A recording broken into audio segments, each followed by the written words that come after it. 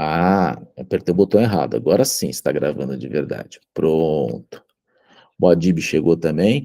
Enfim, e aí o que acontece, né? Quando eu dei aula na Pan-Americana, eu comecei a fazer muita pesquisa. A gente começa a fazer pesquisa, o professor normalmente tem essa pegada, né? Da aula e faz pesquisa. E eu acabei, quando eu questionava, né? Vem as perguntas dos alunos, mas quando é que a gente arruma, quando a gente define uma coisa que sempre achei curiosa, né? Cerâmica deitada ou em pé? Ou eu fazer paginação de piso, né? Se eu ponho na horizontal, na vertical, inclinado, né? E por aí vai. Então, essas questões de projeto sempre acabavam me pegando, né? E aí eu comecei a estudar Gestalt. E, e junto com a Gestalt veio uma questão de conceituação de projeto, né? Porque quando eu fiz o Dom Restaurante, eu vou mostrar coisas do Dom antes e depois daqui a pouco, né? Foi muito fácil fazer o projeto, porque o Alex Atala ele chegou falando, olha, a ideia, eu quero exclusividade, elegância e sofisticação. E foi muito fácil fazer o projeto, porque tinha uma clareza muito grande do que ele queria. Então, o que que eu caiu a ficha para mim, que quando a gente tem isso na minha vivência profissional, né, quando a gente tem uma clareza do que a emoção que a gente quer fazer, fica mais fácil conduzir o projeto e o cliente fica com menos achismo. Por quê?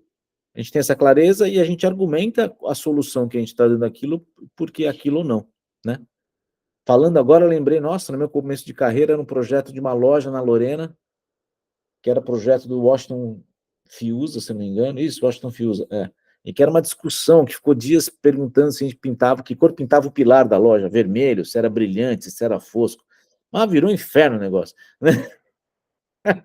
E todo mundo dando palpite. É engraçado que quando a gente usa essa parada aqui, acabou o palpite, porque você tem um objetivo, você tem uma intenção a chegar naquilo, e fica fácil você identificar se aquilo faz sentido ou não para chegar naquela intenção. Então, qual que é a ideia? Eu vou passar essa ideia conceitual para vocês, tá? Explicando como funciona isso, esse processo de criação, e depois eu vou explicar o que é o tarô e o que é projetual, tá bom? Então, e aí o que acontece, Léo? Esse palpite, ele é dado, é um palpite em cima do achismo das pessoas, né?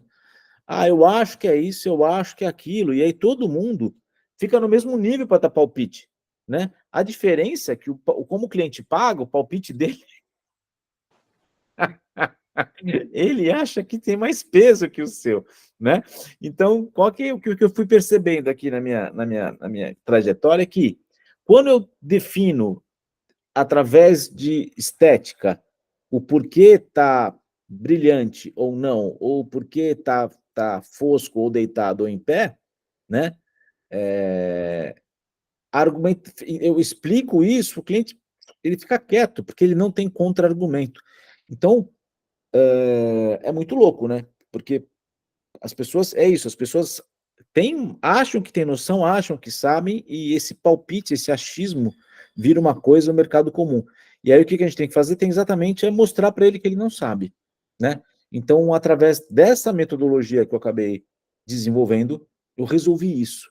E já teve várias vezes que eu estou fazendo o projeto, o cliente vem com palpite, eu volto, ó, você conceituou lá atrás isso, foi isso, por isso que a gente está fazendo assim, assim. Ele falou, pô, você tem toda a razão, né?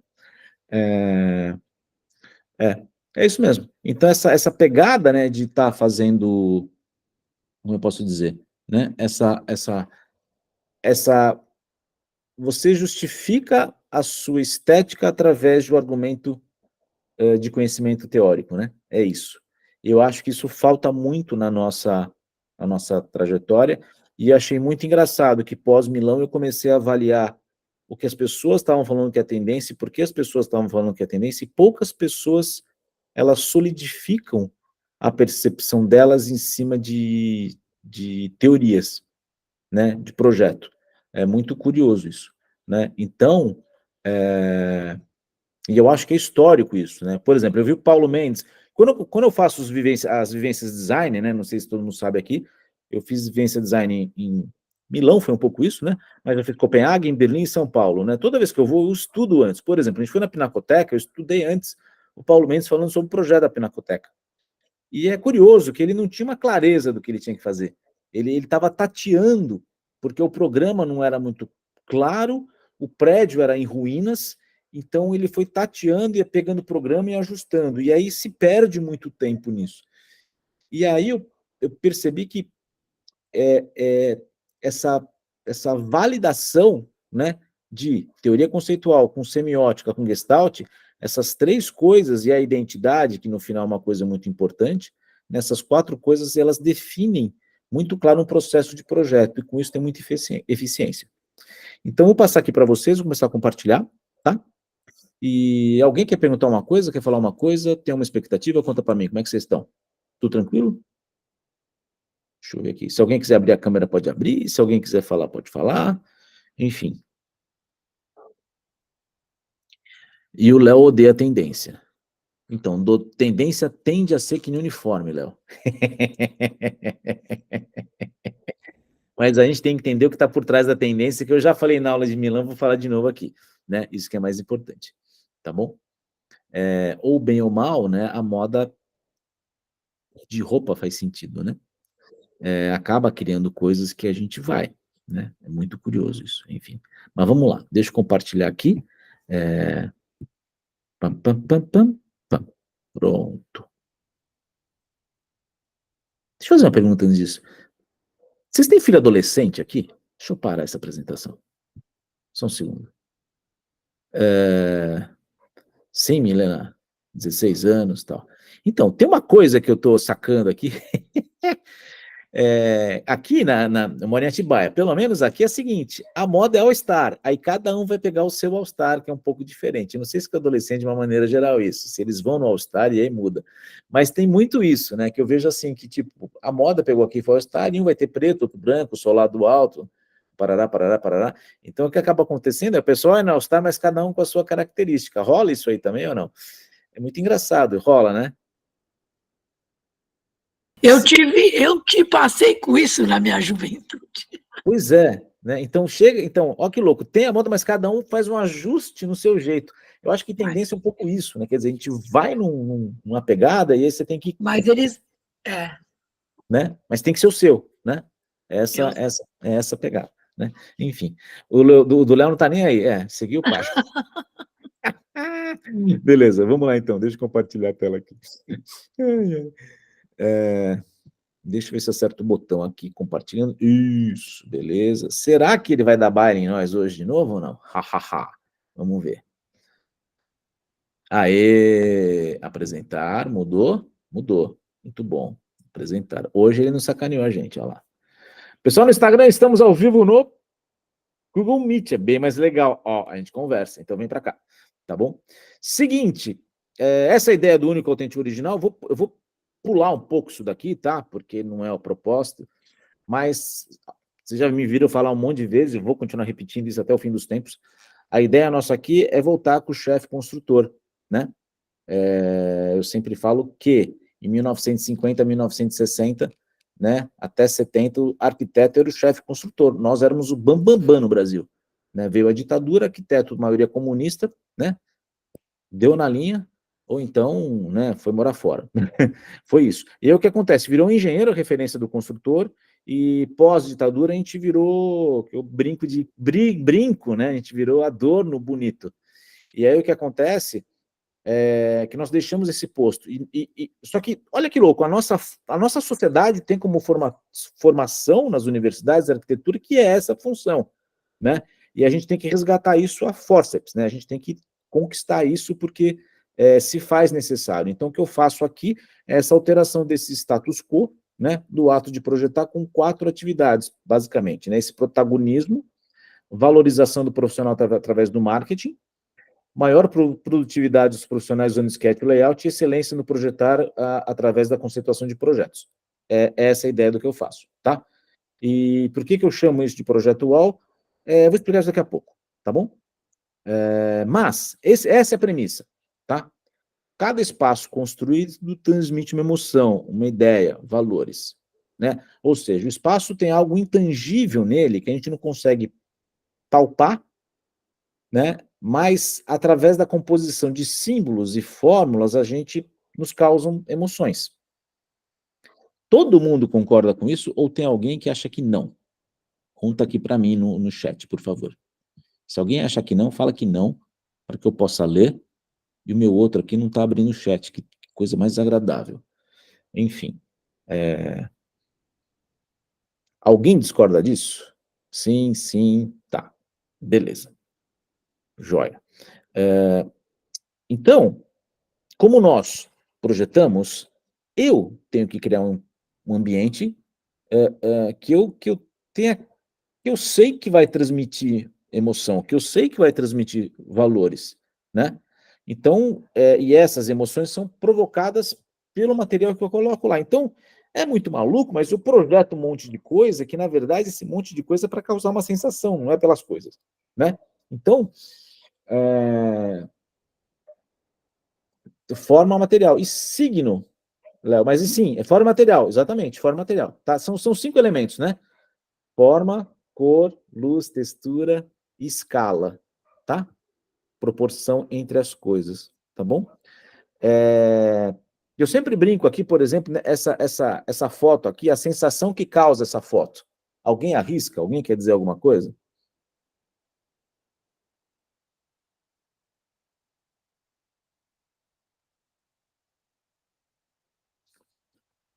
Vocês podem escrever, vocês podem falar, tá? Grandiosidade. Sim. Mais alguém? Ninguém? Risca aí, Paula. A foto outra vez para mim. Não está aparecendo. Não está aparecendo? Tá aí. Não. Aonde? Essa daqui, ó.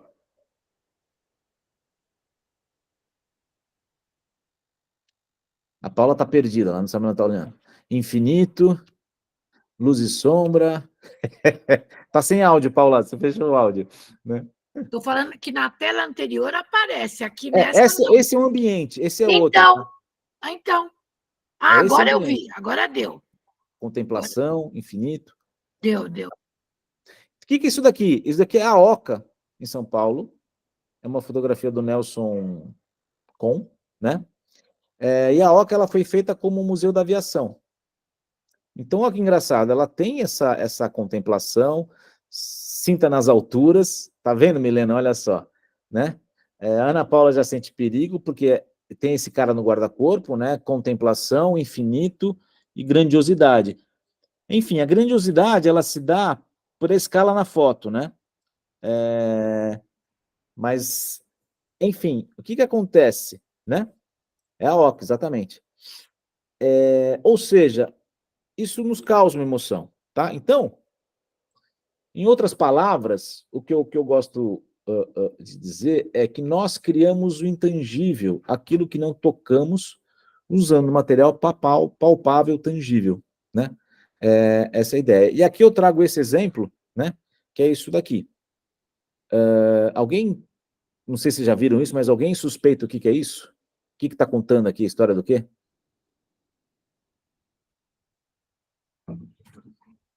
Pessoal que está no Instagram, vem para o Google Meet, que está bem mais legal. Aquecimento global de gelo. É isso mesmo, né? Isso daqui é uma instalação do Olafur Eliasson em frente ao Panteão de Paris para a COP 2015. Então, como é que ele tornou palpável, né? A COP é aquela conferência das Nações Unidas para a discussão do aquecimento global. Ele falou, tá, o que a gente faz para tornar palpável isso? Ele pegou um monte de pedaços de gelo de icebergs e botou, né, aí em frente. Mas olha que interessante, ele fez várias vezes isso, tá? Aqui ele coloca na forma cilíndrica, né? Eu já vi quadrado e já vi espalhado, né?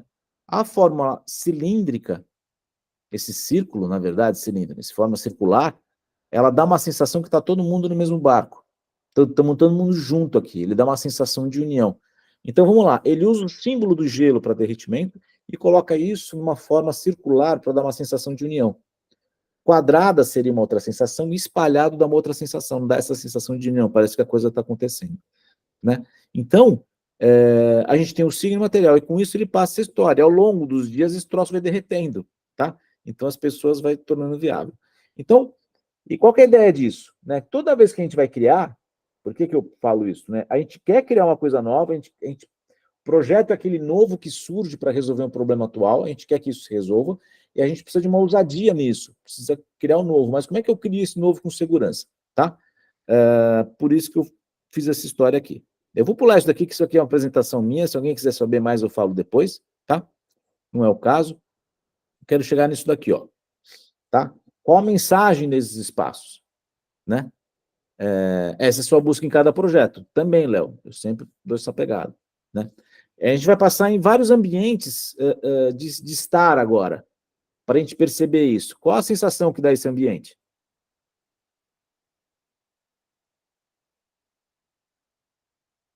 Pam, pam, pam, pam. Alguém consegue arriscar? Calor, aconchego. Calor, aconchego, isso daí. Né? Pode falar, tá, gente? A coisa fica mais... Né?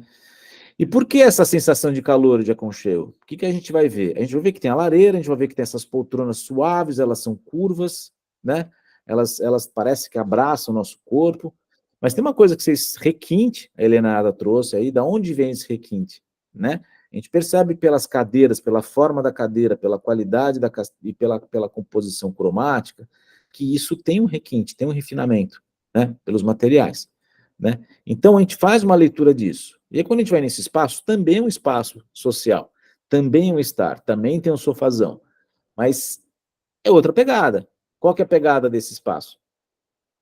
Né? Alguém arrisca? Família, não é questão de... são histórias. Né? Ele tem uma coisa aqui de autenticidade, estamos aqui, né? De memórias, exatamente isso. Né? É quase que você entra na família. Diferente aqui, que tem uma coisa formal, que tem uma certa distância, aqui você entra no espaço da família com uma certa liberdade, você vê que é um pessoal criativo, ou seja, a tendência é ser um pessoal muito mais comunicativo e mais informal do que esse daqui. E nós continuamos. Aqui, por exemplo, né? Aqui a gente tem uma outra pegada, né? Esse aqui eu falo que é mais balada, né? Mas é um outro estar, é um estar social que eu acho que é mais para evento, né? E ele tem esse aqui é mais difícil, né? Eu chamo de vazio. Oi? Eu chamo de vazio. Vazio, né? Então, eu acho que é um ambiente festivo. Eu também não sei qual que é, né? Mas o que importa, no fundo, é a sensação que ele causa, né? Mas ele é bastante dinâmico, né? Ele tem um impacto, né? Ó, o Léo, desconforto, vazio, tá tudo valendo, né? E aqui, né? Esse é aquele nosso famoso bege, né? Que não tem... que não tem muita alma, né? Enfim, é aquele que às vezes as pessoas querem fazer alguma coisa e tem medo de colocar cor, sei lá, né? Mas enfim, é um projeto que eu pego assim, muitas vezes o pessoal até investe, põe um monte de coisa, tal, mas o resultado final, ele fica faltando alguma coisa, né? A altura da TV, tem um monte de coisa aqui, né? Mesmo assim, esse fundo bege, né, para o quadro, enfim, ele não tem uma autenticidade, ele é neutro, né? Isso, não transmite grandes coisas. Talvez um conforto, né? E também parou aí, né? Enfim. Então, e esse daqui, né? Veja, qual que é a ideia que eu estou trazendo aqui? A gente tem o mesmo tipo de ambiente, tá? Com composições diferentes. E essas composições, elas carregam cor, textura, luz, escala, forma, e essas coisas, na sua composição, elas vão trazer uma sensação, vão trazer uma emoção presente, né? E aqui, Paula, tem uma coisa mais informal também, né? Além da luminosidade, do aconchego, ela é uma coisa mais descolada, não tem uma formalidade, né? Ela é mais casual, né? Então, o que acaba acontecendo, né? A gente tem ambientes diferentes, aliás, no mesmo tipo de ambiente, causando emoções diferentes, né? Então, signos, a cadeira acaba sendo um signo, né? O objeto de decoração acaba sendo um signo, as texturas acabam passando uma sensação também, né? A composição passa a ser um signo, né? Aqui também esse monte de lista, as próprias fotos também, né? Tudo PB acaba sendo. Então, todos esses elementos, quando a gente faz um projeto, a gente vai, né, para esse lugar. E esse é o princípio da história, tá? Eu também acho Menina Leve aconchegante, tá? Que é isso daqui. A gente tem, então, como premissa, né, no processo criativo aqui, que é a arte conceitual, ou seja, eu tenho quais os elementos que eu quero, qual a emoção que eu quero causar nisso, né? A semiótica, como os signos que eu vou colocar para causar essa sensação, a Gestalt, que é a composição disso, e a identidade como resultado final disso, né? Então, essas 4 teorias, elas fazem esse ciclo de eu estar toda hora pensando e voltando nisso, né? Conceituo, escolho os signos e faço a composição e vejo se está de acordo com aquilo que eu conceituei. E vou de novo, e vou de novo, e vou de novo. Então, a gente precisa saber um pouco de semiótica, a gente precisa saber muito de Gestalt, né? Identidade é mais simples, e a arte conceitual é que emoção que eu quero causar nessa história, né? Então, começando aqui pela arte conceitual, a arte conceitual começou nos anos 60 e 70, na Europa e nos Estados Unidos, ela não teve um local iniciado, ela saiu junto, tá? Separado e em tempos diferentes, mas a ideia é que a mensagem é mais importante do que a obra. Então, antigamente, antes da época de 60 e 70, ou seja, a qualidade técnica era muito importante, né? Quando entenderam que, tipo, a qualidade técnica representava uma ideia que estava querendo contar, sacaram isso. E a gente tem todo esse movimento artístico, né, que abriu mão do formalismo para se concentrar em ideias e conceitos, né? Eu trago alguns exemplos disso, né? Aqui eu trabalho do artista israelense Menashe Kadishman, eu acho que é esse o nome, tá? Que é lá do Museu Judaico, que fala sobre o Holocausto. Esse é um espaço dentro do Museu Judaico, que tem um espaço totalmente em concreto, e ele fez, são mais de 10 mil rostos feitos em ferro, né?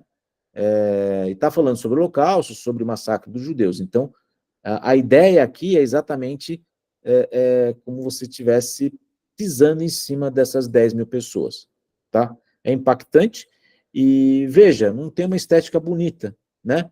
Mas ela quando você anda aqui, esse sou eu andando aqui, ela é bastante forte, né? Não tem como não se emocionar diante desse caso. Mas a ideia é essa, é passar um pouco qual o caminho que os judeus tiveram durante o Holocausto. Outro exemplo aqui é a instalação do Olafur Eliasson, que aqui a gente está numa outra perspectiva, olhando de baixo, os blocos a partir do chão, cilíndricos. Então, quando eu estou fora, eu estou vendo de fora, quando eu estou dentro, eu estou junto com todo mundo. Foi essa ideia que eles tiveram passar. Tá? Então, a arte conceitual, qual que é a ideia? Voltar aqui, tá? A mensagem é mais importante do que a obra, tá bom? E é frio, né, Milena? É bem, porque o concreto aqui, as chapas, ele não tem nenhum rosto sorrindo, né? Tudo, né? Enfim. E aí é o signo, né? Que aí entra a semiótica, né? A semiótica, ela vai lidar com o significado das coisas, né? O que acontece? Todos nós estamos aqui porque nossos antepassados sobreviveram à leitura desse meio ambiente. Eu, no meio ambiente, ou olho uma coisa, ou eu fujo, eu ataco, ou me finjo de morto diante do perigo. São essas 3 coisas. Então, a minha leitura do meio ambiente ela é contínua para saber como é que está isso, né? E com isso, a comunicação ela foi ganhando outras complexidades, né? Então, basicamente, é a linguagem que o ser humano interpreta no meio ambiente, tá? E aí a gente tem vários entendimentos disso, né? Alguns exemplos que eu gosto de dar esse livro Pequeno Dicionário Ilustrado de Expressões Idiomáticas, né? O que essa foto grande aqui é o quê? Né? Alguém sabe? Né? É uma expressão idiomática através de uma imagem. Alguém arrisca aí? Pam, pam, pam. Frustração seria. Chorando leite derramado, isso mesmo, Milena. Que é uma frustração, Leonardo, é isso mesmo, né? E não adianta ficar chorando leite derramado que tem exatamente isso. E essa daqui de baixo, ó, né? Essa daqui eu acho mais divertida, né? Que é do pé na jaca. Então, a gente acaba criando, veja, na nossa comunicação verbal, imagens, enfiar o pé na jaca, de uma situação que você exagerou, né? E então, elas significam coisas, né? E aqui são impressões do italiano, né? Quem mora em São Paulo, alguns sabem, outros não, né? Mas o famoso ma che, né? O paulistano sabe o que é bem, e outros aqui. Tem outras coisas que a gente não sabe o que significa. Então, veja, são signos que transformam isso. Esse aqui é o que eu mais gosto, como exemplo, que é a Havan, né? Que é a maior loja de departamento do Brasil, que é uma loja voltada para consumo. E qual que foi a ideia deles, né? Veja, qual é o país mais consumista no mundo? Estados Unidos, né? E aí, como é que eu faço uma loja voltada para consumo? Eu quero que as pessoas entendam que ela é para elas lá e comprarem tudo que seja possível. O que eles fizeram? Meter a Estátua da Liberdade. E aí que eles fizeram, que foi muito mais ousado, que além de meter a Estátua da Liberdade, eles colocaram a fachada da Casa Branca junto. E por isso chama Havan, né? Alguém teve a ideia, não, vamos colocar a Estátua da Liberdade e a Casa Branca. Havan, Havá. Não, é isso aí, Havan, vai ser Havan, então. Aí botaram o nome. E o resultado é isso, né, gente? Que é uma cópia mal feita da Casa Branca ainda. Então, do ponto de vista arquitetônico, é extremamente questionável, mas do ponto de vista de comunicação, gente, quem passa nesse troço entende. Aqui é para comprar o estilo de vida americano. Sacaram? Consuma, né? Então, o que acontece? O signo está aqui, né? E tem gente que adora isso, né? Então, vamos lá. É assim que funciona. A Gestalt, ela é mais trabalhosa, ela lida com a composição, tá? E você foi lá conhecer a Van, Paula? Vamos lá. A Gestalt, ela é da composição. Ela começou no século XX e foi desenvolvida pelos alemães para eles fazerem de novo, uma leitura mais aprofundada, né? Como é que eu faço a leitura da vida à minha volta, né? E eles chegaram a 107 fundamentos básicos, né? Basicamente, unidade e segregação, tá? Ou eu junto as coisas que eu estou olhando, ou eu separo elas, né? E aí, em cima disso, tem os elementos disso, né? Que é semelhança, proximidade, simplicidade, pregnância e fechamento da forma. Então, a gente tende a fazer uma leitura resumida nos 3 segundos, se eu corro, se eu ataco, se me finjo do morto, ou seja, eu tenho essa fração de segundo para entender o que está acontecendo e tomar uma decisão, e a unidade, segregação, simplicidade e pregnância da forma, esse fechamento, ou seja, o que eu faço diante disso? É essa pegada. E em cima disso, a gente vai se comunicar, né, com a vida. Então, por exemplo, eu gosto de dar esse exemplo aqui da direita, que a gente tem uma coisa inusitada aqui, né, que é o tapete é o mesmo da cortina aqui, essa frente da cortina, né. A gente não costuma ter tapete na parede desse jeito. Não, a gente tem uma tapeçaria com uma arte, mas assim não, né. E sempre que eu olho isso daqui, eu acho que deve ser um quarto cheio de ácaro, né, gente? Para mim, que pegaram o tapete aqui e botaram na cortina. Essa é a leitura que eu faço, né? Se alguém quiser arriscar alguma coisa, pode falar aí, pode escrever, enfim. Mas o que acaba acontecendo, né? Eu tenho um elemento aqui, e como esse desenho é o mesmo, só que numa escala um pouquinho menor, eu tendo a juntar os dois, porque eles estão próximos, né? Então eu junto esses 3 com o tapete como sendo uma coisa só. E aí eu junto tudo isso. E aí por isso fica pesado o ambiente, né? Porque você tem o tapete na cortina, então fica uma coisa assim, densa, né? Fechada, porque esse mesmo material em tudo, né? Já aqui desse lado, né, se alguém quiser comentar uma coisa, pode comentar, tá, gente? A ideia da participação aqui é a gente trocar ideias. Se vocês tiverem opinião diferente, pode falar também, eu não sou o dono da verdade, tá? Muita informação, né, Paula? Acaba tendo, né? E aqui o lustre, né, a iluminação é um desenho curvo também, então acaba tendo várias coisas, né? E esse daqui, olha só, esse daqui é uma venda de papel de parede, os caras são bons, porque se eu tiro deixa eu fazer um teste aqui.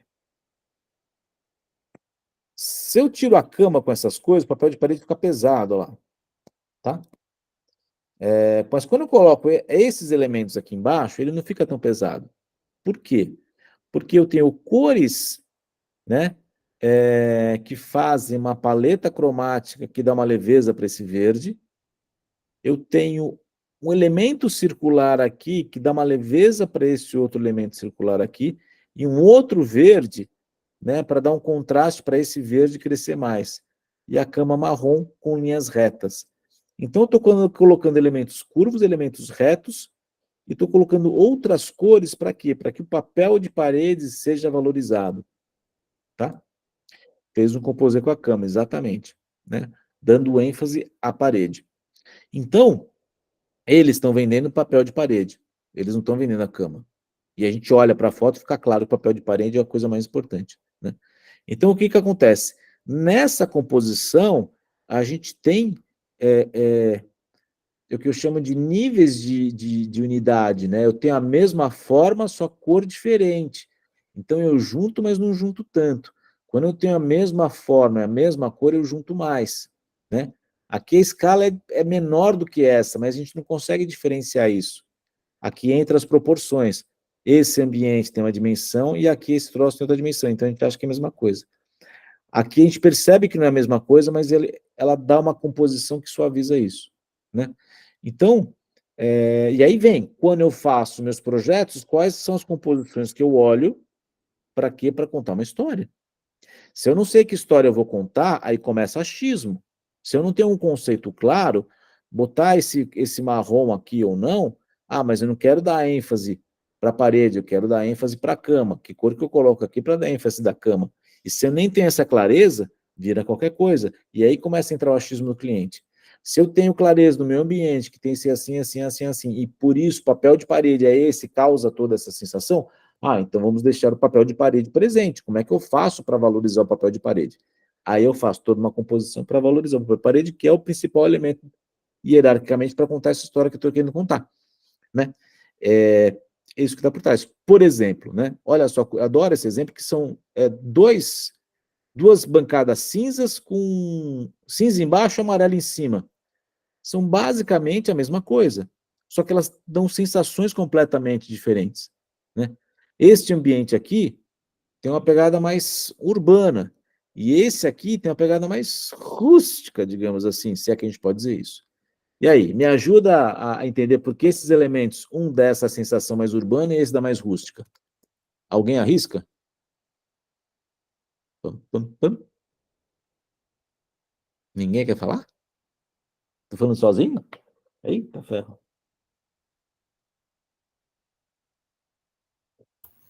Não, tijolo, madeira de um lado, do outro lado, os elementos geométricos. Né? Aqui tem os elementos geométricos, né? Do outro lado, a madeira, o piso de madeira, o tijolinho na parede, o desenho de armário muito mais interessante, a iluminação mais interessante. Então. Aqui parece que tem um projeto de iluminação, do outro lado não, tem uma luminária no teto. Enfim. Que também é mais zoado, né? Tem um erro aí de temperatura de cor, cada uma num lado. Mas até aí... Então, mas é exatamente isso. Né? A escolha dos materiais, vamos tirar a iluminação que está errada, mas a escolha dos materiais ele vai atender uma rusticidade e outra... O que eu chamei mesmo? Olha, a minha sensação é que o lado esquerdo foi feito por uma loja de planejado e o lado direito foi feito por um arquiteto que acabou de ser da faculdade. Mas já tem um traço de arquiteto. Mas aqui não foi feito por planejado não, Léo. Esse projeto é bem legal. Na frente aqui dessa cozinha, tem um armário amarelo que funciona com nicho da geladeira e despensa, e como ele é um cubão, do lado, e ele serve de armário para a mesa de jantar também. Então, esse amarelo conversa com esse, sabe? É bem Não, bacana isso entendi. daqui. Aí, vem do contexto, aí talvez a gente tenha até a noção inversa, né? É. Mas eu digo pela questão da eliminação, eu digo pela Sim. questão do puxador nas gavetas do armário, que é bem pique É loja de bem, planejado, é. né? O outro lado não, já é o puxador embutido, já é uma cava no desenho da madeira, né? Mas Eu esse acho, aqui tem eu essa acho que outro é confusão. mais frio. Tudo é a luminária, o teto branco, não tem calor Uhum. aí. O outro tem Então, um calor, tem. aqui não dá para ver, Paula, que tem um móvel amarelo aqui que eu cortei, tá? Não, então, mas você Alô? vê essa parte que tem luminária, tipo aquelas horizontais, Sim. é tudo branco, ele não dá cor. A cor amarela é bonita, mas tá frio. O Então, chão é cinza, beleza, tudo mas é assim, uma pegada para mais mim. urbana. O urbano ele vai para o frio, Eu sei. Mas eu né? prefiro o mais quente, Mais mais. quente. Eu acho o amarelo uma cor interessante a ser usada, mas muito perigosa. O amarelo é sempre atenção, atenção, atenção. Sim. O amarelo desse lado, por exemplo, está mais queimado, então ele É. fica mais rico. Aquele amarelo mais vivo me dá a sensação de sempre você ter, sabe, aquela atenção, atenção, atenção. Mas, ó, uma coisa que acaba rolando aqui, que você falou do arquiteto recém-formado, é essa confusão de texturas, né? Eu tenho uma textura no piso, uma textura na mesa, uma textura no tijolo, que elas não estão conversando. Textura da Sim, cadeira, né? eu ia comentar isso também. É. Ou seja, essa questão da composição aqui, né? Ela está, digamos, como resultado inferior ao que poderia ser, né? Por quê? Porque não tem essa qualidade do pensamento. Essa daqui, ela já tem o concretão, cinzas. Quando eu falei de primeiro ano de faculdade, foi o piso remetendo a madeira na cozinha. Tá. Se for um porcelanato, ainda vai lá. Mas os vinílicos, um ou outro, até suporta 2, 3 banhos. Mas, enfim. Mas esse que eu falo, por exemplo, né? Esse vinílico está nesse sentido. Talvez, eu não sei como é que é o resto do projeto, mas se tivesse no outro sentido, estaria mais interessante para conversar com o tijolo e com a cozinha, inclusive em termos de linha, né? Então, enfim, isso é Gestalt, é essa composição. Que cor que eu uso, que forma que eu uso, se eu ponho o puxador assim, se eu faço puxador cava, né? Ou seja, o puxador faz parte dessa composição, né? A cor do puxador faz parte dessa composição, a textura faz parte, o modo como a textura está sendo colocada. Por quê? Porque eu dou ênfase numa coisa ou noutra, né? Já a identidade é uma coisa meio óbvia, mas ela é meio questionável, porque qual que é a ideia dela? A ideia dela é que ela é o diferenciar do outro, né? Então, o que acontece exatamente, né? A gente só se entende um quando a gente tem o outro para nos diferenciar. É essa pegada. Então, a partir do momento que eu faço coisas que são diferentes, elas são únicas, mas se elas têm uma coerência, elas ficam mais fortes. Por exemplo, isso daqui é o Museu Judaico de novo, né? Então, o Museu Judaico do Daniel Libeskind, ele trouxe uma chapa que enferruja, ele fez essas janelas, todas as escadas que, às vezes, a gente olha, parece cicatrizes, elas têm essa sensação de agonia, né? Ou seja, ele traz esses elementos que estavam conceitualmente no projeto dele, né, para a fachada, tá? E é muito louco, quando você está andando na rua, você olha isso daqui, ele lembra muito um vagão de trem também antigo, de chapa de inox. Então, ele é muito engraçado, ele traz vários signos, embora não esteja no formato, na identidade dele, mas dá uma chacoalhada na cabeça, assim, que ele lida isso de uma maneira muito boa, né? Outro exemplo aqui é o Aquário de Copenhagen, né? Que é sensacional isso, né? A gente não sabe se é um monstro marinho, se é que raio que é isso, mas ele tem toda essa forma orgânica, né? Enfim. Então, qual que é o processo, na verdade, a grande sacada do projeto BAU é que, a partir desses elementos, arte conceitual, semiótica, gestal, identidade, né, eu faço um giro de forma, ou de cor, ou da composição do elemento, então, eu tenho uma percepção, uma sensação daquilo que eu quero fazer, eu faço, e depois eu avalio se isso está bom ou não. E depois dessa avaliação, eu mudo alguma coisa e por exemplo, tá? Aqui. fiz tudo isso, estou projetando, tá, mas e o puxador? Ah, vamos colocar o puxador. Que tipo de puxador? Cava, um puxador assim, um puxador assado? Ou seja, eu vou fazer isso daqui, eu falar, mas isso está de acordo com o que eu estou passando estou chutando aqui, né? De urbano? Quase, poderia ser melhor. Então, nesse processo aqui, né, eu vou perceber isso, eu vou perceber que não é bem isso, eu vou sentir, eu vou falar, deixa eu tentar um outro puxador, vou fazer um outro. Aí depois eu vou fazer uma avaliação de novo. Aí eu vou sentir, ainda não é esse, eu faço um outro de novo, depois eu volto de novo. Ah, isso daqui ficou legal, mas a cor do puxador poderia ser outra. Eu vou assim. Então, o que acontece? É um ciclo, um looping, né, que eu vou fazendo elemento e trabalhando com todos os elementos de projeto, desde a escala maior à escala menor, né? Vou dar um exemplo aqui do Dom Restaurante. O que era o conceito? Exclusivo, elegante, sofisticado. Isso foi muito engraçado que o Alex Atala chegou nisso, é isso que eu quero. O Dom tinha feito 10, 12 anos no troço assim, ele precisava mudar e fomos lá. Então usamos isso. Então, assim era o Dom antes da reforma, né? Ele tinha essa pegada como se fosse um restaurante, que eu sempre olho isso daqui, eu falo, um restaurante cheio de mesa, né? E ele, por acho que 6, 7 anos, ele foi considerado o melhor restaurante do Brasil. Ou seja, ele estava num outro patamar já, né? E a gente fez assim ficou com essa cara de exclusividade, né? Então percebam que daqui para cá, a sensação que tem muito menos mesa, né? Então, veja, se a intenção era exclusividade, nós, né, atendemos a necessidade. E por que dá menos mesa? Então, vamos lá, a arte conceitual é menos mesa, tá? Como é que eu faço isso parecer menos mesa? Tem alguns truques aqui. O primeiro deles é, quando eu ponho toalha branca na mesa, na composição, quem que aparece mais nos todo? Toalha branca.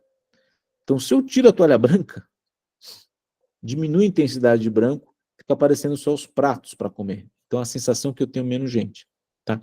Outra coisa que eu falo sempre, o sofazinho, né? Esse sofazinho aqui, o que acontece? Eu vou andar mais uma foto para frente, olha lá. Quando a gente faz um restaurante que ele funciona para almoço e um restaurante à noite, o ideal é você ter um bancão comprido assim desse. Por quê? Porque chegou 2 pessoas para almoçar, beleza. Chegou 4, você junta as 4. Chegou 6, você junta as 6 e traz uma mesa lá de cima e coloca mais 2 pessoas aqui. Ou seja, você dá giro no restaurante, né? Parecia um refeitório. Vamos lá. E olha que engraçado. E aqui uma mesa de 6 lugares, né? Outra mesa de 6 lugares. Então, o que a gente acabou fazendo? A gente acabou tirando isso e colocando esses sofazinhos mais altos. Para quê?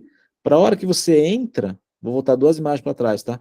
Que aqui, você bate o olho, você tem 1, 2, 3, 4, 5, você parece ter um lugar para jantar para no máximo 10 grupos. Não é mais que 10 pessoas. Sacou? Seja bem-vindo, Marta. Então, o que acontece? Só para vocês terem uma ideia, nós aumentamos os números de lugares, por incrível que pareça, tá? Mas ele ficou com mais cara exclusiva. Então, esse sofazinho alto aqui, ele faz uma marcação, que são poucos lugares, junto com a mesa. Tem um outro elemento aqui sensacional que a gente fez, nós tiramos a mesa do meio. Por quê? A mesa no meio dava a impressão de estar cheio de gente, estar cheio de mesa, né? E o que a gente passou a isso daqui? Passou a ser uma mesa que o Alex faz o pão dele, enfim, é alguma referência à produção dele diária, à história dele com a gastronomia, o livro que ele fez, algum tempero específico que acabou ficando aqui em cima da mesa no meio, tá? Então, com isso, a gente também deu esse tom exclusivo, tá? E aqui uma sacada interessante, também vou voltar 2 imagens, porque a gente tem 3 espacialidades aqui. A gente tem esse que tem o pé direito duplo, tem esse espaço aqui menor na frente da cozinha, tá? E tem o espaço no mezanino lá. Então, o mezanino separado, olha só como era antes, era aberto, e aí parecia que você estava num salão só. Então, nossa ideia foi fechar o mezanino para criar um salão exclusivo lá em cima, tá? Fechou. E aqui embaixo, como é que eu resolvi essa história, né? Eu falei, já vou explicar isso, tá? E aqui virou um salãozão grande. Então, no salãozão grande, a gente colocou poucas mesas, e esse sofazinho mais alto, essa luzinha meia luz, tá? para separar esse ambiente. E aqui, na cozinha, qual foi a ideia? Eu falei, bom, você está na frente da cozinha, é um lugar micado, como é que você faz isso? Ah, só se colocar uma mesa grande aqui, porque essas 8 pessoas aqui na frente da cozinha, elas vão estar fazendo tanto barulho, vão estar em tanta festa, que elas não vão se incomodar estar na frente da cozinha, e é a única mesa que tem 8 lugares. Ou seja, só tem um grupo fazendo festa aqui, é esse daqui, tá? Ou seja, e botamos uma estante aqui para trabalhar com isso, para fazer um fundo aqui, porque antes era assim, ó. Colocaram as palmeirinhas aí, que era uma coisa horrorosa, né? Então, qual foi a ideia? Foi tratar isso como se fosse um bifezão. Então, vejam, qual que é o conceito? Exclusividade. O que eu tenho para fazer exclusivo nesse volume aqui? Né? Só cabe uma mesa. Se eu botar 2 mesas, dá ruim. Então, vou colocar a maior mesa possível, né? Num espaço que tem uma circulação, é saída da cozinha, é o caixa, é subida para o mezanino e é o banheiro aqui atrás. Sacaram? Ou seja, tem todas as circulações aqui. Então, né, mas trouxe uma outra qualidade para esse espaço. Tá? Então, o que acontece? Quem define isso é o conceito. E a hora que vem o exclusivo, você olha para isso e fala, não tem como ser diferente. Você não tem achismo. Né? Porque a hora que você vai fazendo o projeto, a hora que você vai evoluindo isso no raciocínio, ele mesmo vai se configurando para essa forma. Vocês conseguem entender o que eu estou dizendo? Dá para perceber? Né? Porque a hora que você vai fazendo, você valida. A mesma coisa essa mesa aqui. Essa mesa tinha uma mesa aqui. Eu não sei se foi o Zé Roberto ou foi o Alex que falou, vamos tirar essa mesa e colocar uma mesa preta. E aqui entra a composição. É tudo branco e marrom, só essa mesa é preta. E por que ela é preta? Porque eu dou ênfase para ela, para a história que o Alex tem com a gastronomia brasileira. Ou seja, eu marco isso. Né? Dá para sacar, gente? Faz sentido? Olha o bancão aqui, ó, de refeitório, como é que ficou? Salão aberto em cima, como parece que você está num boteco, né? E aqui fechou, deu sobriedade. Ninguém me respondeu, estou falando sozinho. A cozinha, que era aberta, que foi uma inovação dele na época, a gente fechou. Né? Boa, Andréa! Não, é a Marta. Boa, obrigado aí. A Andréa saiu. Olha lá. Né? Antes era assim e era assim. Ficou assim. A Andréa voltou. Boa. Então, e tem uma coisa engraçada. Aqui, ó. É que eu queria mostrar para vocês, é isso daqui. Que foi uma discussão de projeto, né? Tá vendo essa textura da parede aqui, ó? Isso é uma textura da Souvenir, tá? Ela tá deitada, né? E foi muito engraçado que o Zé Roberto, ele insistia que tinha que ser em pé. Eu falava, não, Zé, tem que ser deitado, né? E ele insistia que tinha que ser em pé. Eu falava, não, tem que ser deitado. E o meu argumento de deitado era pelo seguinte, né? É bem legal, Marta. Olha só, eu tenho o pé direito alto, né? Esse projeto tem mais de 10 anos, Marta. 10 anos? Desculpa. Tem mais de 5 anos, na verdade. Se eu ponho vertical a textura aqui, o que eu faço com a sensação de quem está sentado olhando para cima? Eu vou para cima. Eu deixo mais comprido. Se eu deixo mais comprido, o que faz? Eu deixo de ser acolhedor, eu deixo de ser aconchegante. Né?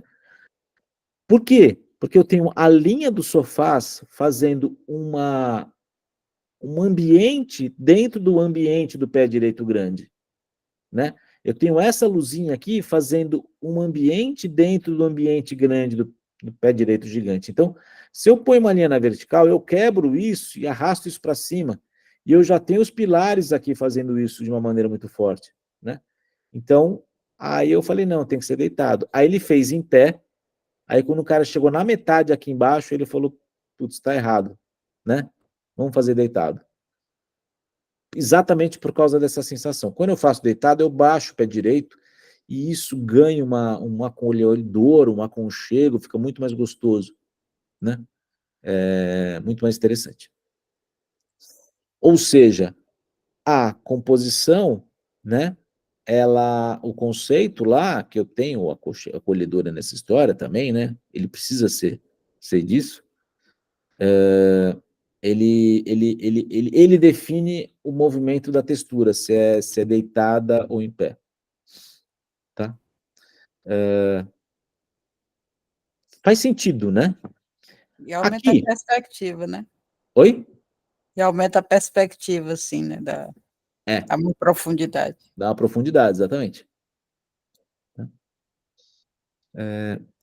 Aqui.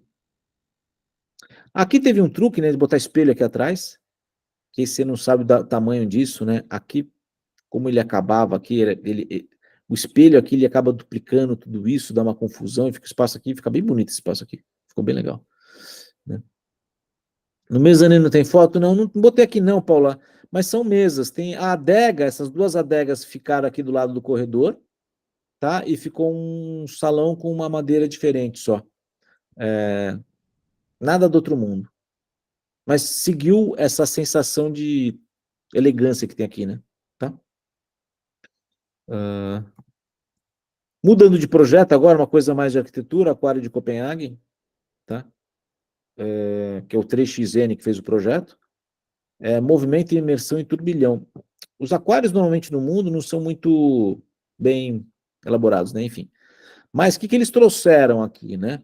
É uma ideia de que, para a gente estar vendo o aquário, está dentro do aquário, né? O movimento, e aqui eu gosto de dizer, gente, que isso daqui, quem inventou isso na história da museologia foi a Lina Bobardi, tá? Que é isso aqui, ó. Raramente definimos um fluxo de exibição definido prescrevendo uma sucessão particular de experiências, mas pretendemos criar o potencial para experiências espaciais múltiplas arbitrárias. Quem fez isso daqui no mundo, na história dos museus, foi a Lina Bobardi, tá? Nossa visão, criar potencial em vez de criar regras prescritas, estruturas em vez de caixas rígidas, né? Enfim. E o turbilhão, né? E aí, o que eles fizeram? Eles saíram com essa coisa das águas. O aquário tem águas frias, mornas e quentes, essas três águas. Aí eles botaram isso, colocaram mais o administrativo, mais uma coisa do programa, e eles colocaram as áreas disso. Quando eles colocaram que cada área tinha que ser, saiu nessa forma, tá? E aí eles trabalharam essa forma, né, para que, tá aqui, né, veja que engraçado, né, a forma nasce de uma ideia de turbilhão, de uma ideia de vórtice, né, e em cima disso colocaram as áreas necessárias e saiu o projeto, e aí eles trabalharam a forma do lado de fora, tá? Então, o vórtice, a água está presente inicialmente, eles vão trabalhando. Eu não sei como é que foi o processo criativo, né? Mas o resultado interno, né, é isso, né? É bem interessante. Veja, e como está falando de água, de mar, você não tem linha reta, né? Você tem linha reta só nesse vidrão aqui, né, do aquário. Mas é tudo curvo, né? É tudo orgânico, né? E aqui na água morna tem as paredes, mas é tudo inclinado também, né? Não é quadrado, sabe? Na área quente aqui. Enfim. E aqui é uma perspectiva de fora, né? Então, veja, quando você tem um conceito, você vai... É isso que eu falo, né? O próprio processo criativo, ele vai te levando para esse lugar, né? De resultado inusitado. Por quê? Porque por causa disso, né? Então, o que eu acabei definindo aqui como processo? Faz sentido isso, gente? Alguma coisa que vocês queiram comentar? Contem para mim, né? Nesse processo, né, que é a ideia do projeto AL, o que rola? Que é o que de fato né? Criar essas três palavras sempre, né? E por isso a gente usa o tarô conceitual para criar essas três palavras, tá? Para ser essas três palavras, para poder desenvolver esse projeto. Ou seja, nunca as três palavras são as mesmas, nunca o programa é o mesmo. Então, quando eu defino essas três palavras, eu naturalmente tenho uma condução do projeto que ele vai para um lugar. E aí ele se torna único, aí ele se torna autêntico, porque eu vou pegar os signos que eu quero trabalhar, né? Água fria, trabalha com uma luz mais clara. Água quente, trabalhar com uma cor mais quente, uma parede mais escura, em um outro formato, um outro pé direito, né? Água fria trabalha com o pé direito mais alto, que dá essa sensação de pequeno e fica um ambiente gelado. Aqui não, aqui o pé direito é mais baixo, né? Ou seja, são os elementos que a gente vai estar trabalhando isso para dar passando essa sensação. A mesma coisa no dom, né? Quando a gente vem aqui da elegância e sofisticação, por exemplo, Era legal mostrar a cozinha? Mas a gente olha para a luz, né? Então, quando eu tinha o vidro alto aqui, meu olho vai para cima, não vai para baixo. E essa luz branca, que é horrorosa, né? O que a gente fez? A gente fechou a caixa em cima, botou a luz e você olha para onde? Para onde interessa, que são os cozinheiros, né? E aqui traz referência dele como elemento decorativo da coisa da Amazônia dele, que ele traz essa parada. Então, e uma chapa metálica contemporânea e cortem, que é escura, né? Que conversa com toda essa história aqui. Então, a gente traz essa sofisticação e essa elegância juntos, né? Então, o que acontece? Por exemplo, a mesa preta aqui é isso, eu tenho tudo branco, como é que eu dou destaque para a mesa? Né? Pô, se eu tenho branco, o que eu faço? Ponho preto. Poderia ser vermelha? Poderia, mas ia ficar demais, né? Ela deixaria esse aspecto clássico, digamos assim, né? Mais suntuoso, mais sofisticado. Ela iria para uma outra pegada se fosse vermelha. Talvez tivesse que dosar esse vermelho, alguns elementos de vermelho, para ficar mais ainda sofisticado, mas não é, né? Então, percebam que o sofazinho, né? Eu adoro a luz, a textura, tudo isso, quem define, na verdade, é o conceito, né? Tá aqui. Cadê? Exclusivo, elegante, sofisticado, né? Não mudou essa história? Não ficou exclusivo, sofisticante e sofisticado? Né? Elegante, sofisticado? Né? Percebem? Então, quando eu conceituo claramente, eu vou, né, elaborando isso. Tá? Então, o que é o projetual? O projetual é esse processo, né, de a gente aprender, usar a arte conceitual, por isso a gente usa o tarot conceitual, né? E aí acabar com o achismo do cliente, né? E usar a teoria. Está aqui? Desculpa, quero falar da teoria. Deixa eu voltar aqui, só um segundo, gente. Eu já vou falar como ele acontece. Tá aqui. Aqui. Então, o que acontece, né? Vou apresentar. Ele é isso, né? Eu conceituo, escolho os signos, e isso sai intuitivamente, gente. A gente não faz análise disso. Toda a criação, ela sai de um espaço que a gente não sabe de onde vem, ela vem.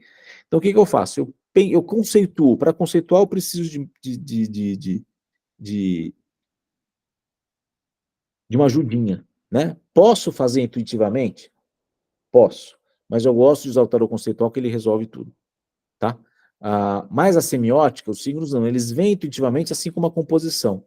Então, esse brotar, ele brota no intuitivo, e aqui, gente, aqui que eu vou avaliar primeiro de tudo, aqui que eu vou pensar se ele está exclusivo, se ele está elegante, se ele está sofisticado. Se ele não está, aí eu vou fazer uma percepção, um sentimento, o que eu tenho que mudar, né? O caso da textura, está em pé a textura? Não, não está, então vamos tentar deitada, né? Deitada deu certo? Beleza. Pô, mas não é essa textura. Então, o que eu faço? Eu deito a textura. Eu faço deitar a textura. Eu vou avaliar de novo, tá? Fechou? Beleza, mas não fechou. Então, eu volto aqui. O que eu tenho que fazer? Eu tenho que fazer uma textura xadrez, sei lá. Aí faço as texturas xadrez. Deu ruim? Deu ruim. Então, não é. Volto, avalio e volto para cá de novo. Ou seja, eu tenho o elemento semiótica muito junto com a Gestalt, mas toda hora eu estou validando isso nesse looping do sentir, querer e pensar, para ter identidade batendo com a arte conceitual. Tá? Cláudia, o que eu faço? Eu faço no Sketch, por quê? E é onde que eu acho que o Sketch tem uma brutal vantagem, assim, é a covardia, né? Eu testo cores e textura muito rápido nele, e eu tenho muitos elementos de composição, principalmente mobiliário, né? Eu consigo trocar uma cadeira, eu consigo trocar um lustre, eu consigo trocar o raio que for, eu consigo fazer algum volume rápido que eu quiser. Então, tem alguns elementos que eu gosto de dizer, por exemplo, né? Verticalidade e horizontalidade. Vamos lá. Né? Isso daqui é legal. São elementos que eu uso. Na Gestalt. Eu fui para o lugar errado, só um minutinho. Aqui, ó. Aqui. Né? Olha que interessante. A gente tem a verticalidade aqui, dos pilares, e a horizontalidade da textura. O que o Zé Roberto tinha colocado? Tudo em pé. Eu só tinha verticalidade, eu não tinha horizontalidade. E a harmonia é o equilíbrio entre opostos. Ou seja, verticalidade e horizontalidade, leveza, densidade, né? Então, as mesas são vazias, as cadeiras são leves, tá vendo? Eu preciso dar uma densidade aqui do lado para fechar isso. Então, o sofazinho ele acaba fechando. Podia fazer um sofazinho vazado? Podia, mas ele não daria essa densidade que a gente precisa ter para fechar o ambiente, né? Então, no SketchUp, a gente consegue fazer isso mais rápido. Eu consigo validar cor, eu consigo validar forma. Eu não consigo validar luz, tá? A luz, o efeito visual, eu preciso de render, né? Mas forma, textura, escala isso mesmo, esses 4 eu consigo, tá?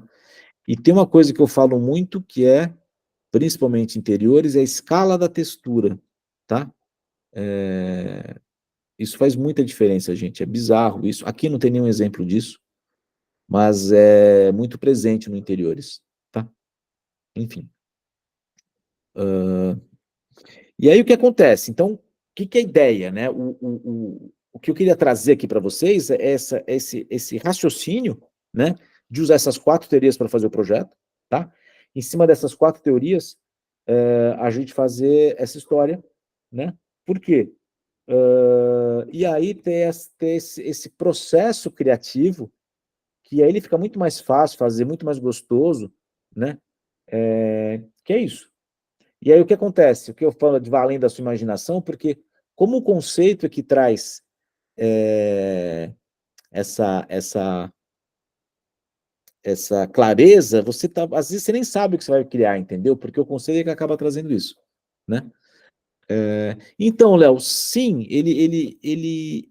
mas assim, a gente, de uma maneira geral, a gente precisa da amostra no final para definir.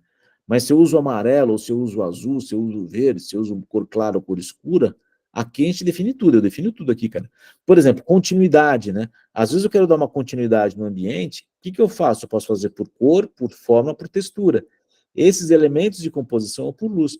Então, se eu quero alongar o ambiente, se eu quero diminuir, se eu quero separar, né, conforme o que eu quero contar de história, eu consigo usar aqui para estar fazendo isso, né? O conceito de cor já está no esquema, mas aí depois se aprimora qual o tom exatamente, entendeu? Esse é só com a amostra mesmo, não tem jeito, né? Mas, enfim, se afina, mas, né, 90% já foi. Como é que funciona o projeto? É uma mentoria em grupo, um grupo fechado, tá?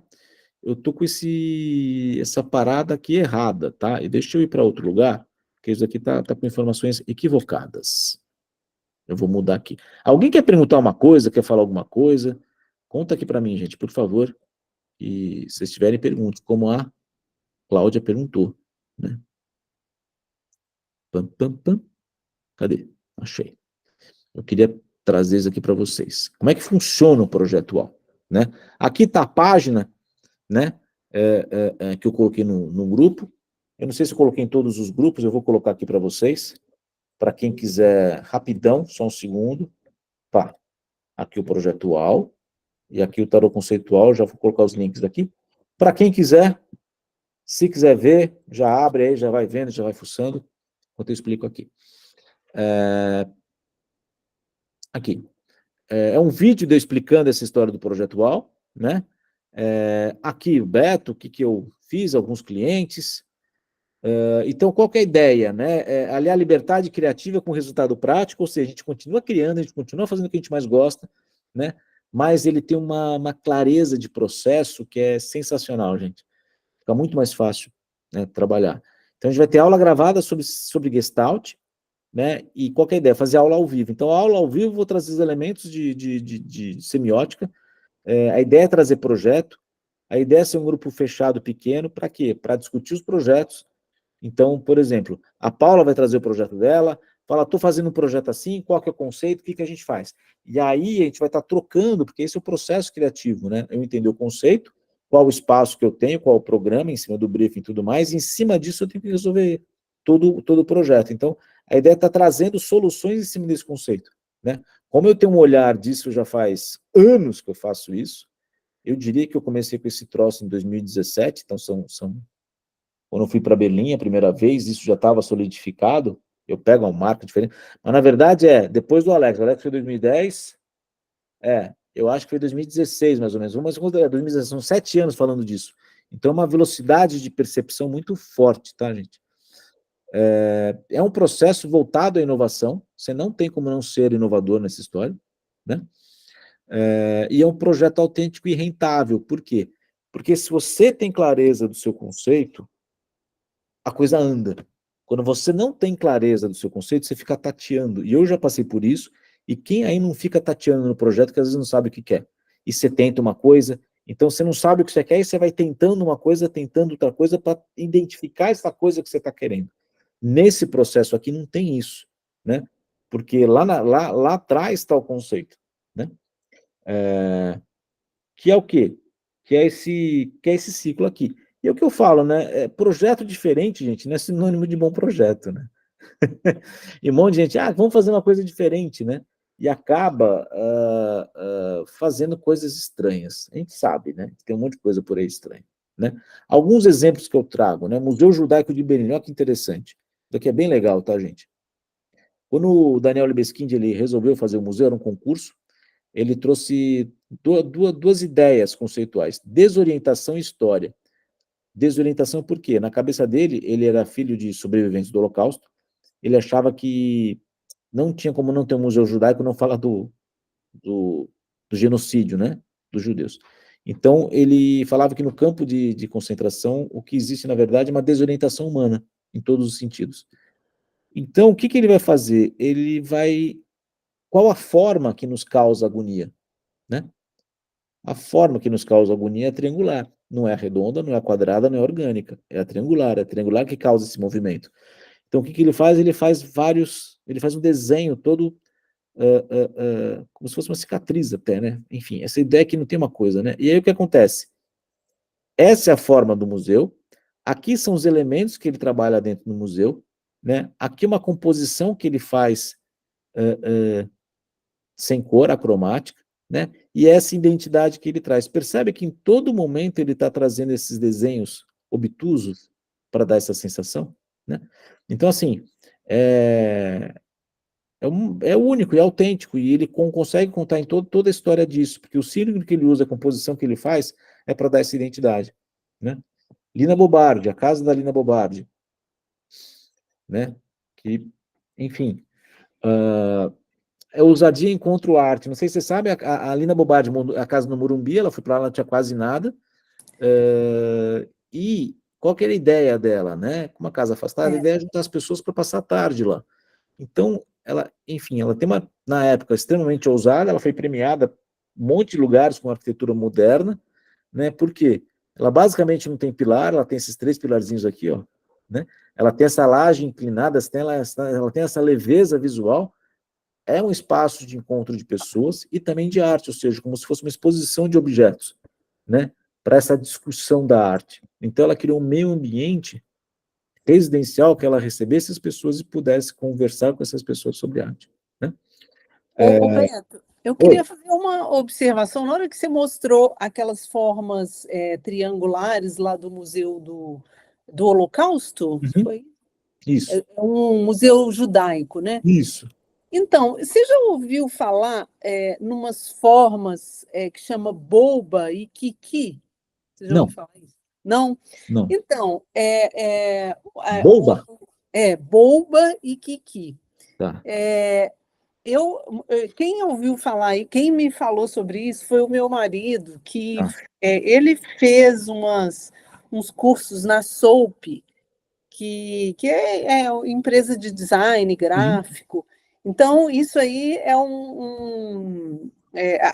olha, desculpa, eu não sei dissertar sobre isso, mas falar direito. Depois eu até posso falar direito por escrito para você, a informação disso direito.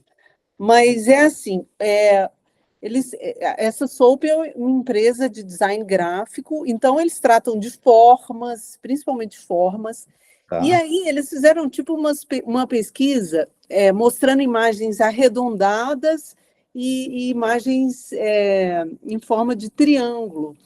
E aí perguntava para as pessoas o que você acha que é boba e o que você acha que é kiki. Kiki é tudo que as pessoas, sem saber o que é boba, o significado de boba e kiki, ia no boba, as coisas redondas, que são mais macias, fofinhas, gordinhas. e Kiki, tudo desse jeito aí, triangular, que machuca, que fere. Isso é bem interessante. Eu vou depois procurar algum material sobre isso para te mandar. Não, sabe? Porque você mostrou aí, me chamou muita atenção, Sim. porque é a questão do judaísmo, de muito sofrimento, séculos e séculos, a mesma história, agora de novo, né? E se repetindo. E aí ele usou só coisa triangular, pontuda. Vamos lá. A forma quadrada é uma estabilização, é uma estabilidade. Tá? Você tem a separação e a estabilidade, ela é estável, né? A forma circular é a forma que tende à união, tá? A orgânica que dá fluido. E a triangular, ela causa movimento, porque você tem os bicos. Então, o que ele acabou fazendo? Ele pegou a forma do triângulo e soltou ela.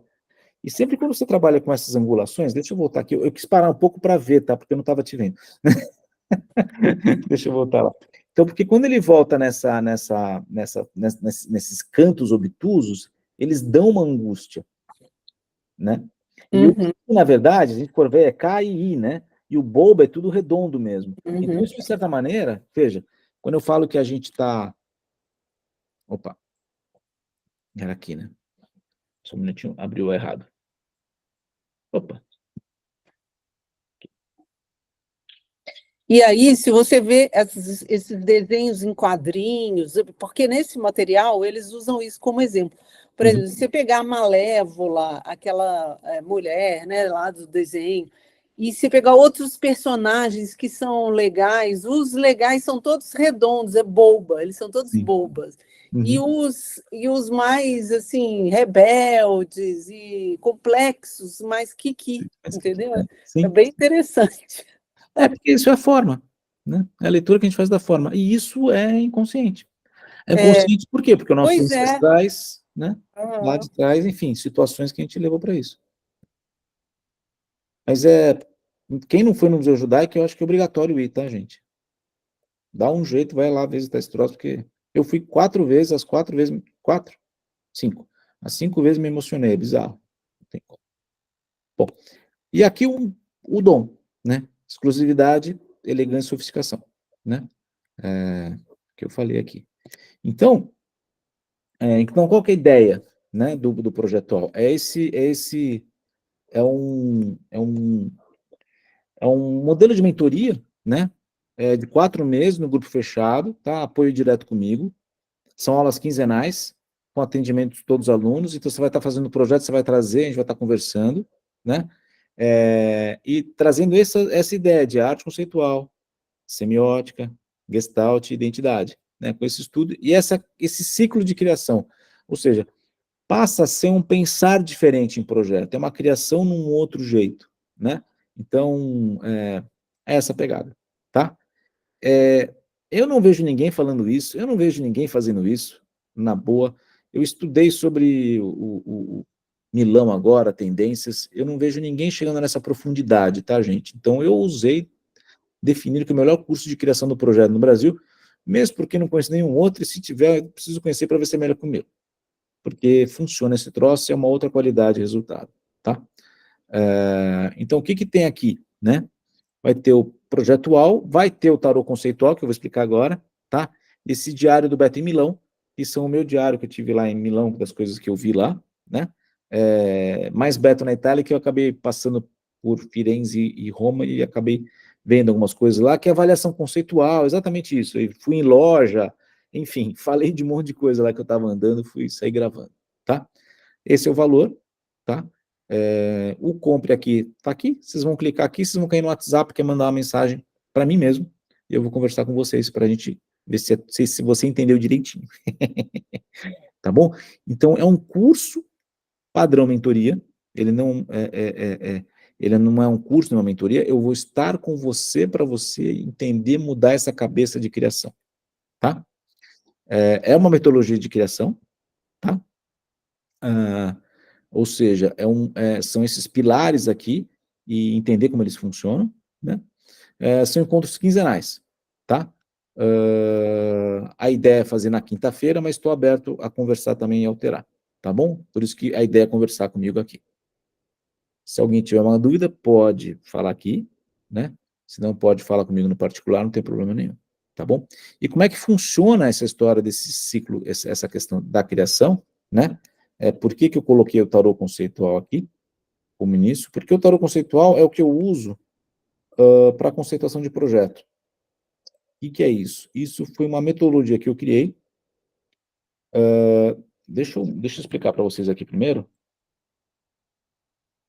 Com base numa experiência que eu tive com a WGSN, sempre nunca sei se é esse nome, mas aquele pessoal de consultoria de tendência, que eu fiz um trabalho com eles uma vez, e enfim. E o que funciona, na verdade, né? Porque como é que a gente processa o que a gente usa hoje, né? Aqui, quero apresentar esse troço, como é que eu apresento esse troço aqui? Vai assim, gente, não tá dando para apresentar, não. Deixa eu só diminuir aqui. Normalmente, as pessoas vão através do estilo. Pergunta para o cliente, qual o seu estilo? E faz uma pesquisa nesse sentido. Quem já pegou uma situação que acha que o cliente se define no estilo, não é nada daquilo? Alguém já pegou essa situação? Não, porque eu sou minimalista. Chega lá, a pessoa não tem nada de minimalista. Alguém já passou por isso, né? Porque o que acaba acontecendo, né, gente? Acaba acontecendo, o cliente não tem uma noção direito disso. A palavra da moda, né? É uma confusão danada, porque tem muita subjetividade nesse entendimento. Então, às vezes ele fala uma coisa, mas ele se refere a alguma coisa do minimalismo que não é nada minimalista. Então, a gente vai por um caminho que é difícil, né, a gente acertar. Tem hora que a gente acerta e tem hora que a gente não acerta, né? E aí, por quê? Porque, na verdade, né, o que acaba acontecendo? A história do esquema do iceberg que eu trouxe, né? Porque todos nós, eu, você e o cliente, né? O que a gente fala que a gente quer, ela sai de um profundo inconsciente dos nossos valores, da nossa história, dos valores dos nossos pais, das nossas mães, enfim, da nossa cultura. Então, quando eu faço vivência design, quando eu vou para Copenhague, quando eu vou para Milão, por exemplo, que a gente foi, é entender como o milanês pensa, por que que o milanês pensa daquele jeito. Só um detalhe, né? O design made in Italy, que eles vendem para o mundo inteiro, é bem diferente do milanês. O milanês é muito mais colorido, é muito mais intenso, né? Legal, Milena, valeu. Obrigado por estar aqui, nós falamos. E aí, o que acontece? Por quê? Porque tem toda uma história deles lá, né? Enfim, então é a mesma coisa. Então, o modelo do iceberg, o que acaba acontecendo, culturalmente falando, né? A gente tem o que a gente vive, né? E os valores do que a gente escolhe, né? Vestuário é por exemplo, cada um se veste de um jeito aqui em função dessas crenças. Eu, por exemplo, eu não gosto de botar roupa que tem a marca aparecendo, porque eu não gosto, né? Então, eu sempre vou procurar roupa que não tenha isso. O meu vestuário, dificilmente você vai ver com alguma identificação, porque é a minha crença, né? O meu valor. Tem gente que não, tem gente que precisa ter a marca estampada, e está tudo bem, cada um na sua, né? Mas, então, nossos clientes, eles querem coisas, mas eles não sabem o porquê daquilo. Então, é nossa obrigação entender isso, e obrigação financeira para a gente, né? Para a gente ter resultado rápido, em vez de ficar patinando, né? Então, essa ideia aqui, pulando aqui, para cá, é o poder das imagens. Então, o que é o tarô conceitual? É um processo criativo, e ele é inusitado, ele é diferente de tudo que você já viu, né? Tá aqui o Léo que já fez, não sei se tem mais gente que fez aqui, enfim, né? Mas é um recurso que, através das imagens, a gente vai fazer um processo que a gente consegue chegar nisso daqui, no que o cliente quer. E o que é mais interessante, que quem dá o nome é ele, não é a gente. Isso é uma outra coisa que é absurdamente benéfica. E é muito interessante por quê? Porque, e é no residencial também. Quando é comercial corporativo é mais fácil, que a princípio essas marcas já têm.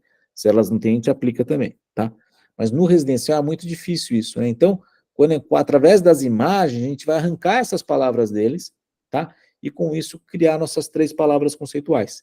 Ou seja, é um processo extremamente criativo, revolucionário, tá?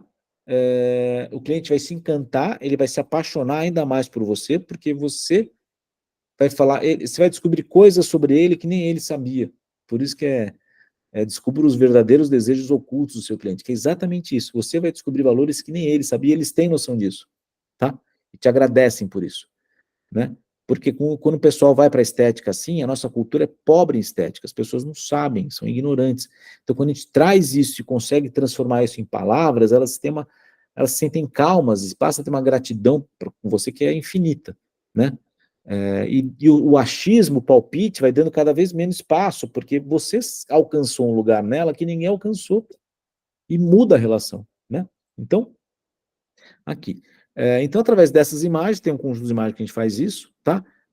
Nesse agrupamento, a gente chega nos valores, tá?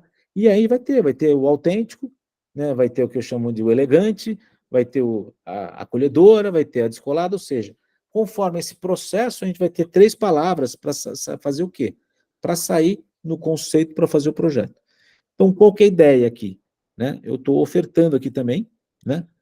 Além do projetual, o tarô conceitual, ou seja, quem comprar o projetual já vai levar o tarô conceitual, que a gente tem um encontro amanhã, mas quem ainda não quer fazer o UAU, faz o tarô conceitual, que já é um bom caminho nessa história. E daqui o link que eu passei para vocês, né? Explicando como funciona toda essa história, o que você vai aprender. É um workshop inesquecível, né? É um processo muito dinâmico, muito fácil de fazer. Uma outra coisa que é interessante, né? Você captar a alma dos seus clientes, assim, se é uma família, não é que o marido tem uma opinião e a mulher tem outra, você junta a opinião de todo mundo numa só.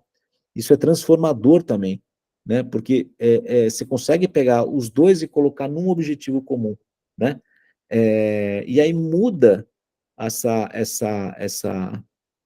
perspectiva, porque está todo mundo com o mesmo objetivo, sabe? Junta o casal, é bem legal isso, né? Usamos a imagem e essa criação assertiva, né? Ele sai com uma gratidão absurda e você deixa de testar e tem mais retorno financeiro, tá bom? Aqui tem alguns depoimentos, né? E aqui uma coisa que aconteceu no Estúdio Bola, dessa vez vai ser online, tá bom? E como bônus tem esse pacotão de imagens que eu uso para fazer isso. E o próximo tarô é amanhã, às 20 horas. Então, a ideia de trazer aqui, né, é explicar melhor o tarô, por isso que o conceitual é explicando tudo, e o tarô como é que é, porque o tarô, ele é revelador nesse sentido, né, a gente consegue alcançar, definir a estética do cliente, coisa que ele não tem consciência, sabe? E tem 2 aqui, tem o tarô conceitual, com a promoção 50% off, né? O que é o tarô conceitual? É o workshop, é a gravação desse workshop, é a metodologia de uso, né? O roteiro de aplicação e as imagens oraculares, né? E fora isso, tem o combo aqui, que tem mais o Beto, do Diário do Beto em Milão, mais o Beto na Itália, para quem quiser. Tá bom? E aqui são os valores, tá? Aqui, se você clicar aqui, você vai para uma página específica de compra, tá? Opa. Deu errado? Ah, não, deu certo aqui, ó. Pá. Você vai criar aqui que, enfim, é uma loja para pagamento, tá? E aqui também é um link de pagamento. Pode ser Pix, cartão, tá? Essa história toda. Beleza? É isso. Era aquele para ter imagem, não sei o que aconteceu que não tá aqui imagem, sim. Enfim. É isso. Beleza, gente? Deixa eu ouvir de vocês aqui. Pam, pam, pam, pam. Tem gente que já tá aqui. Helenara já tá no tarô. O Léo já fez, tá aqui de novo. A Paula tá no tarô. Que mais? A Vanessa já fez, né? A Marta vai fazer o UOL, que eu sei que a Marta curte essa coisa. Que mais? Ana Paula tá assim, faço ou não faço o UOL? Ela fica comprando esses cursos ruins aí, depois não quer fazer curso bom, né? Provocando aqui a Ana Paula, gente. Camila, tudo bem? Camila, você é nova aqui, né, Camila? Ou estou errado? A Nancy eu acho que é nova também. A Ellen eu acho que é nova. Pode falar, Camila. Ou é nova assim? Você quer falar ou você está concordando só na hora que você levantou a mão? Conta para mim, que eu não entendi. Enfim. Nancy, quer fazer o tarô? Nancy, beleza, Nancy. Tá aqui, ó. É nova. Ah, tá vendo? A gente quase conhece todo mundo aqui. Ô, Nancy, o tarô, eu vou colocar aqui de novo o link para você, ó. Pá, pá.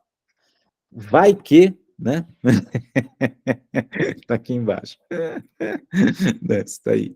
E é amanhã às 8 horas, tá? Então, o que a gente vai fazer? A gente vai juntar as pessoas na sala, fazer um digital. O Léo fez pessoal e a Vanessa também fez pessoal. Foi pessoal, né, Vanessa? Foi. Você tá naquela foto, inclusive, né? É isso daí. Né? Enfim. Isso, né? Boa. Tá. Você fez o briefing, né, Camila? Legal. Tá. Já aplicou ou ainda não? Conta para nós. Eu vou coletando depoimentos do briefing, gente, porque não, né? O pessoal não conta que fez o briefing. O Léo fez um, a Vanessa já fez também. A Nancy fez. Nancy, né? Imagino eu, Nancy. Eu tô falando Nancy, né? Você está aplicando legal. Tá, bacana. A Paula também fez. Boa. Desculpa, é Nancy, sim. Nancy, legal, Olha, obrigado. eu queria te pedir um favor. Eu estou assistindo no celular, que eu não estou em casa, então se você puder colocar o link do tarô lá no grupo, do WhatsApp. Vou colocar agora, tá bom? Tá, que aí fica mais fácil. Boa, bem lembrado. Obrigada. Tá, imagina. Sabe uma coisa que eu senti do tarô, que foi interessante? Não só a questão da gente conseguir absorver algo que o cliente não sabe te contar. Na verdade, a todo momento, a minha busca é conseguir tirar do cliente aquilo que ele não sabe e aquilo que ele não quer te contar, né? Às vezes ele não quer por estupidez, porque acha que está sendo malandro, né? Está sendo burro, porque está nos negando informação, mas principalmente por conta do que eles realmente almejam a ter a casa nova, né? É sempre um investimento de vida. Mas uma coisa muito interessante foi o quanto isso me posicionou como um bom profissional. Porque eu saí com um argumento, eu saí com uma abordagem totalmente inesperada por eles. É legal isso, né? Porque é um jeito diferente, né? E eu cheguei num resultado que eles não esperavam. Era eles no resultado. Mas eles não esperavam que a toda aquela parcimônia, toda aquela história ia chegar naquele resultado. Então, eu saí de lá com eles tendo certeza que ia dar certo. Isso, sem dúvida, para nós é um ponto. Né? A partir dali, se você falar pendura a pedra de cabeça para baixo, ele pendura. Né? Porque o jeito como é feito que eu acho que é sensacional, né, Léo? Porque ele parece, como eu posso dizer, despretensioso, né? Mas Não, e aquela história de ir mordendo pelas beiradas, né? Você vai tirando deles aquilo que eles não sabem te dizer, na verdade, né? Isso era como meu tio e mestre dizia. O cliente, na maioria das vezes, ele não sabe o que ele quer. Porque quantas experiências ele teve na hora de fazer uma casa, reformar ou construir? Quando foram muitas, foram 5, 3, 2, né? E a gente, quantas? 100, 200, 300, né? Então, a quantidade de carta na manga que a gente tem para solucionar as questões da vida deles é infinita perto da relação deles. Então, a gente conseguir entender isso, para daí sacar as cartas na manga, foi uma coisa que esse elemento que você criou foi interessante para pegar. Eu adicionei ao sistema que eu vinha desenvolvendo, mas eu tenho para te dizer, sem querer puxar seu saco, que o seu se tornou mais eficiente. Eu não abro mão do meu, porque eu consigo pegar outras coisas, mas o seu se tornou mais eficiente, para eu sacar exatamente aquela coisa que eu falo, né, do padrão arquitetônico de cada cliente, do perfil arquitetônico de cada cliente. De cada cliente, mas acho que é legal porque ele realmente é uma coisa totalmente inusitada, diferente e é fácil chegar, né? É muito louco isso. Não, e o mais bacana é sair de lá com o cliente olhando para você com um puta respeito. Isso eu acho que é mais legal, né? É o que a gente mais quer, que o cliente confie na gente, né? Sim. E aí petrifica isso, né? Você fala, é isso que é, né? Resolvi. Legal, Léo, brigadão. Valeu.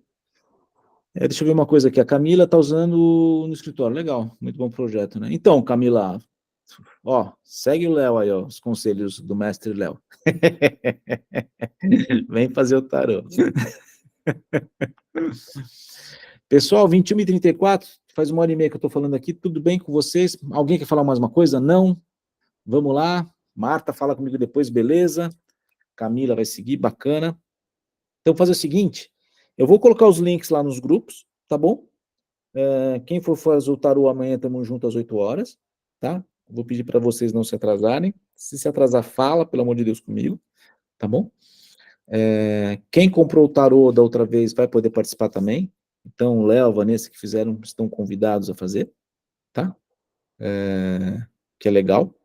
E quem compra ainda tem direito a repeteco, olha só, gente. Depois eu também quero repetir, depois de falar. Não, com certeza. Porque tem uma coisa do processo, como eu já fiz várias vezes, né? Vou confessar que eu tenho mais... a minha dinâmica é mais fluida, né? Mas, enfim, ajuda, né? Ajuda e assim, ele é genial, né? Mas a troca de experiência acaba sempre a gente a refinar, a pensar, né? Tem um pacotão de imagens que ela tem uns porquê, tem umas imagens, enfim, toda essa história. E o projetual, então, é mais sensacional, ainda mais com essa pegada de mentoria. É evolução. É isso mesmo, Nancy, né? E funciona, gente. Esse processo que eu mostrei de fazer do projetual, eu faço meus projetos assim faz tempo, puta, é muito gostoso, é muito fluido.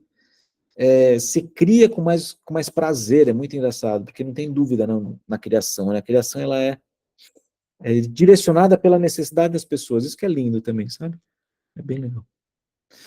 Fechado, então? Beleza? Obrigado a todos pela presença, né? A gente vai se falando e espero encontrar todo mundo aqui amanhã. Tá bom? Fechado, então? Então tá bom. Gente, boa noite, muito obrigado, Nancy, Ana Paula, Léo, Ruth, Camila, Helenara, Andréa, Vanessa. E nos vemos, tá bom? Deixa eu parar de gravar, senão continuar gravando ad eternos isso, gerenciar a gravação. Tá. E nos falamos.